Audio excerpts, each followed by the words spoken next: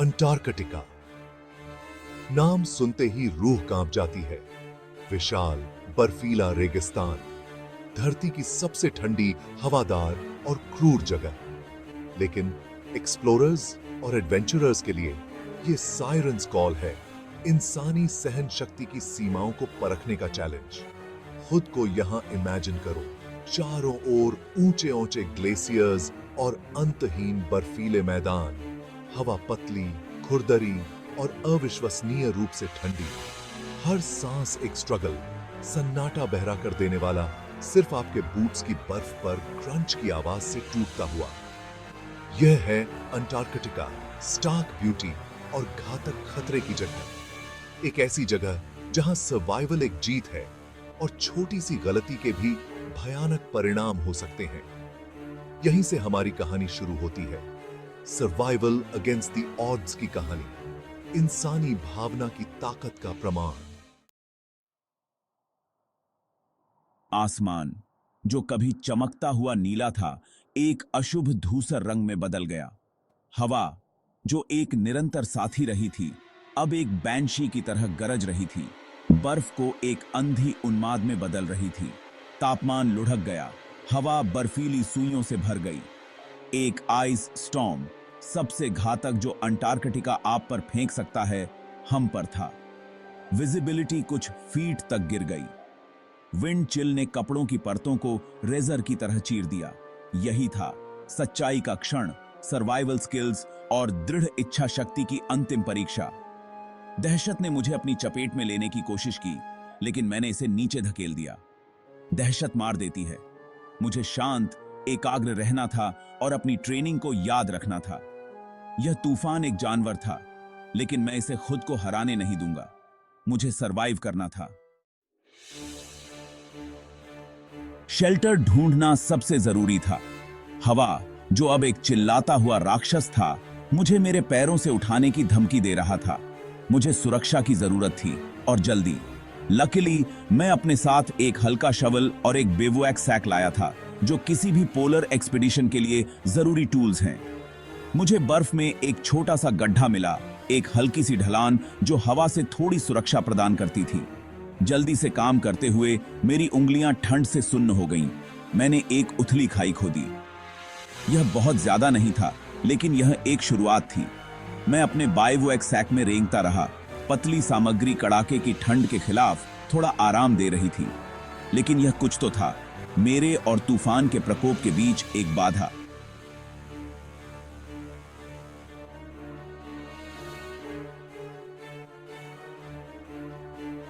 मुझे गर्म रहने और एनर्जी बचाने पर ध्यान केंद्रित करना था। घंटे एक अनंत काल तक खिंचते रहे। तूफान उग्र रहा, मेरी इंद्रियों पर एक अविश्वसनीय हमला। हवा चली, बर्फ घूमती रही और तापमान गिरता रहा। मैं अपने अस्थायी आश्रय में दुबका हुआ था, बेकाबू होकर कांप रहा था। मैं जानता था कि जागते रहना बहुत जरूरी है। इस मौसम में सो जाना घातक हो सकता है। मैंने अपने हाथों को आपस में रगड़ा, कुछ गर्मी पैदा करने की कोशिश कर रहा था। मैंने अपने पैर पटक लिए, ब्लड फ्लोइंग करने की कोशिश कर रहा था। मैं अपने दिमाग में गाने गुनगुनाता रहा, कुछ भी अपने दिमाग को व्यस्त रखने के लिए। समय का सारा अर्थ खो गया। तूफान, ठंड और सरवाइव करने की लड़ाई ही रह गई थी। मैंने अपने परिवार, अपने दोस्तों, उन सभी के बारे में सोचा जिनसे मैं प्यार करता था। वे मेरी ताकत थे, मेरे चलते रहने का कारण। मैं हार नहीं मानूंगा, मैं नहीं मान सकता था। जैसे ही प्रकाश की पहली धुंधली झलक अंधेरे में छाई, मुझे उम्मीद का अनुभव हुआ। तूफान अभी भी उग्र था, लेकिन ऐसा लग रहा था कि उसका कहर थोड़ा कम हो गया है। हवा अभी भी गरज रही थी, लेकिन बर्फ कम भारी हो रही थी। मैंने अपने आश्रय से बाहर झांका। मेरी आंखें मंद रोशनी में समायोजित करने के लिए संघर्ष कर रही थीं। दुनिया अभी भी एक सफेदी थी, लेकिन मैं कुछ फीट आगे देख सकता था। मैं जीवित था। मैं रात बच गया था, लेकिन ऑर्डियल अभी खत्म नहीं हुआ था। मैं अभी भी फंसा हुआ था। तत्वों के संपर्क में मदद के लिए संपर्क करने का कोई रास्ता नहीं था। मुझे आश्रय, पानी खोजने और बचाव के लिए संकेत देने का एक तरीका खोजने की जरूरत थी। एक्सट्रीम कंडीशंस में डिहाइड्रेशन एक साइलेंट किलर है। भले ही मैं बर्फ से घिरा हुआ था, इसे सीधे खाने से मेरे शरीर का तापमान खतरनाक रूप से कम हो जाएगा। मुझे पहले इसे पिघलाना था। लकीली मैंने एक छोटा हल्का स्टोव और एक धातु का कप पैक किया था। अपने शेष ईंधन का उपयोग करते हुए मैंने ध्यान से बर्फ को पिघलाया, लगातार लौ की निगरानी की। हर बूंद अनमोल थी। इस जमे हुए बंजर भूमि में एक जीवन रेखा। जैसे ही मैंने गर्म पानी की चुस्की ली, मुझे ऊर्जा का अनुभव हुआ। यह एक छोटी सी जीत थी, लेकिन एक महत्वपूर्ण जीत थी। मैंने तूफान के प्रकोप का सामना किया था और एक और दिन देखने के लिए जीवित था। अब मुझे अगली चुनौती पर ध्यान केंद्रित करना था, इस जमे हुए नरक से बाहर निकलने का रास्ता खोजना। अंटार्कटिका में सर्वाइवल एक फिजिकल बैटल जितना ही एक मेंटल बैटल है। अलगाव, अथक ठंड, प्रकृति की विशाल शक्ति आसानी से व्यक्ति की भावना को तोड़ सकती है। मुझे पता था कि सकारात्मक दृष्टिकोण बनाए रखना महत्वपूर्ण है। मैंने अपने प्रियजनों के बारे में सोचा, उनके आलिंगन की गर्माहट, उनकी हंसी की आवाज। मैं इन यादों से चिपकी रही। उनका उपयोग अपनी आत्माओं को ऊंचा रखने के लिए ईंधन के रूप में करती रही। मैंने खुद को याद दिलाया कि मैं एक सर्वाइवर हूं। मैंने पहले भी चुनौतियों का सामना किया था और मैं उन पर विजय प्राप्त की थी।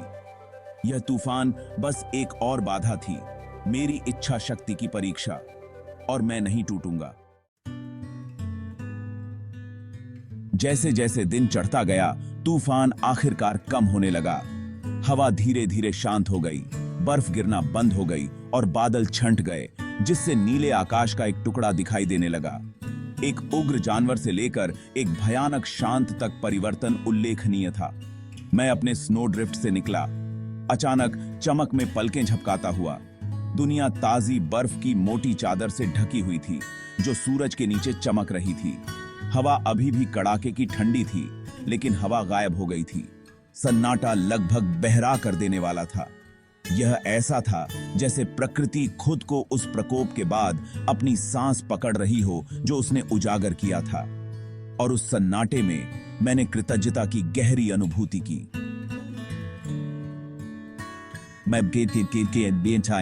मैं बच गया था। तूफान के गुजरने के बाद मैं अब अपनी स्थिति का आकलन कर सका। मेरी सप्लाईज कम थीं, मेरा शरीर थका हुआ था, लेकिन मैं जीवित था। मैंने अपने बेरिंग्स पाने के लिए अपने कंपास का इस्तेमाल किया और चलना शुरू कर दिया, इस उम्मीद में कि कोई लैंडमार्क या सभ्यता का संकेत मिल जाए। चलना धीमा और कठिन था। बर्फ गहरी और खस्ता थी, जिससे हर कदम एक संघर्ष बन गया था। लेकिन मैं आगे बढ़ता रहा, सरवाइव करने की एक मौलिक प्रवृत्ति से प्रेरित होकर जीवित दुनिया में लौटने के लिए। जैसे ही सूरज ढलने लगा, बर्फ पर लंबी परछाई पड़ने लगी।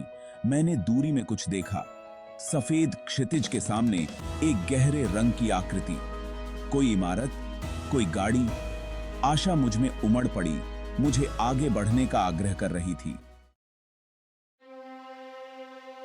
एक अनंत काल की तरह लगने के बाद मैं आकार तक पहुंच गया। यह एक रिसर्च स्टेशन था। इस जमे हुए बंजर भूमि में सभ्यता का बीकन।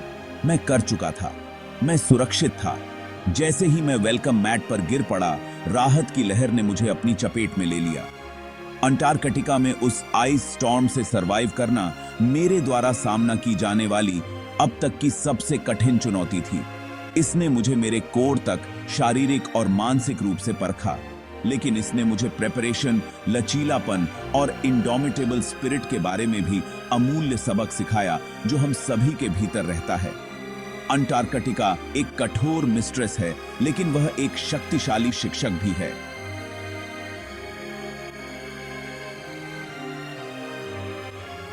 हमें हमारी अपनी मृत्यु दर की याद दिलाती है, लेकिन साथ ही सर्वाइवल के लिए हमारी अविश्वसनीय क्षमता की भी। वह स्टार्क ब्यूटी और अनफॉरगिविंग डेंजर की जगह है, एक ऐसी जगह जो हमेशा मेरे दिल में एक खास जगह बनाए रखेगी।